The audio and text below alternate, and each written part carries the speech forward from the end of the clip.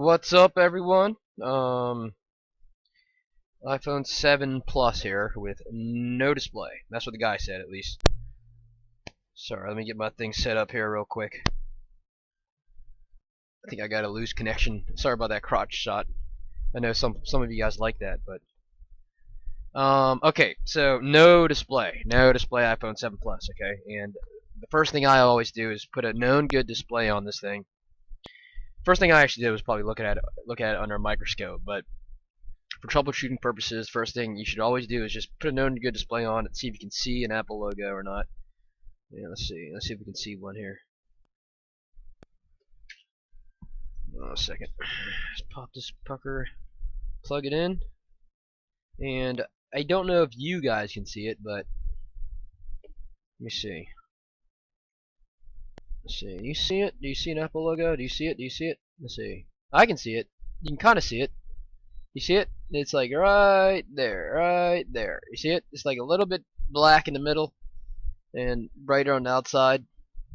If you shine a bright light on it and look at it, you'll be able to see it. I can see it clear as day here, but the camera may not pick it up as well. Okay, so we now know that it's a backlight problem. All right, that is step number 1. Okay. So step number 2 is, I think most people, well, maybe not most people, but I think a lot of people at this point will say, okay, it's probably a backlight filter. Let's disassemble it and let's just, let's replace the backlight filter, okay? But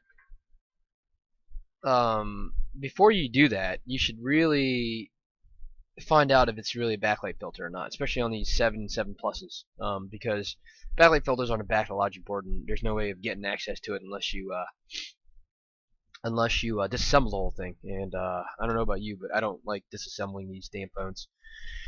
So let's do the first thing first, okay? And I've already done one of these, so I know that the backlight filters, or the backlight system, are the first 6 pins on the bottom of the display connector, J4502. Okay, so you can click on it in ZXW Tools and it'll tell you. So this is a cat line, which is cathode line.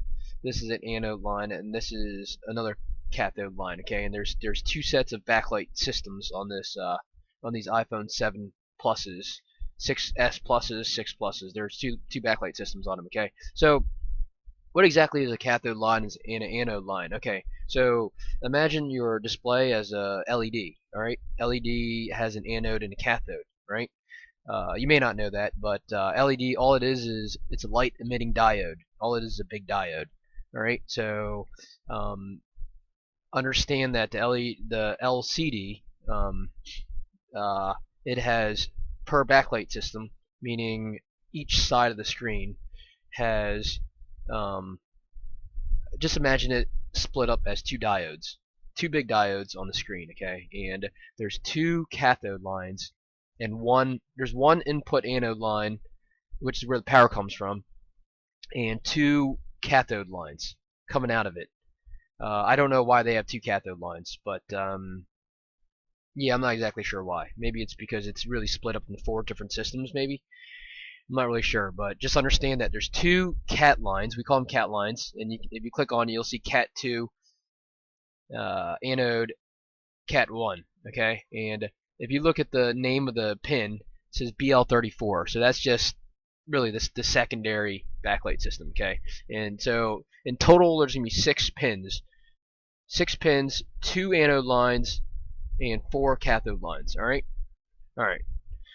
So let's measure diode mode on these puppies, okay? And we will see. Let me clear up my thing here real quick first. Okay, that's clear now. So let's drill down and pump this sucker in diode mode. And I'm just going to read out the values to you because I don't have another camera set up right now where I can do picture in picture. Alright, so the red side to ground, black to the pin.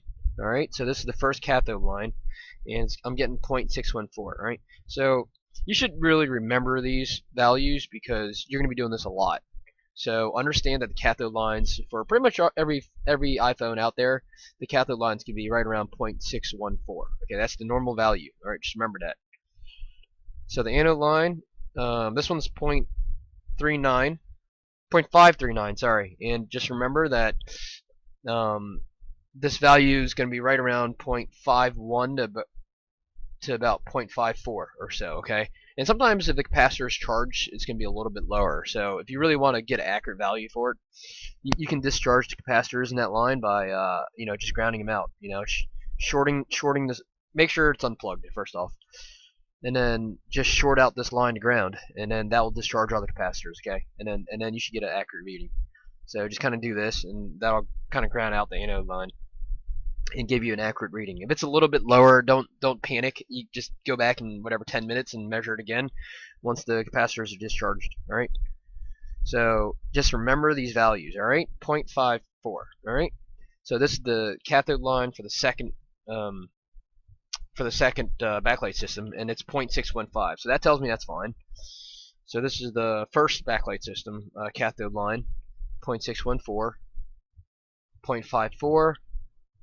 0.615.